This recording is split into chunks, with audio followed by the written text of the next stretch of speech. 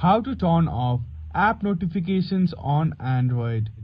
Hello everyone and welcome back to our channel. In today's video, I am going to show you how to stop receiving notifications from apps you don't want to hear from. There are a couple of ways to do this. First, you can swipe down on the top of your screen and click on Notification Settings. This will take you to the right place. Alternatively, you can go to Settings and then select Notifications to reach the same menu. Once you are in the notification settings, click on More to see the most recent apps that have sent you notifications. If you want to view all apps and their notification settings, tap on Most Recent and select All.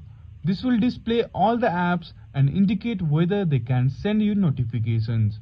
From there, just scroll down and turn off notifications for the app you don't want to hear from. And that's it. Just go through the list and turn off notifications for any apps you don't want. If you want to have any questions or comments, feel free to reach out and don't forget to like and subscribe to our channel. Thank you for watching and we will see you again in the next video.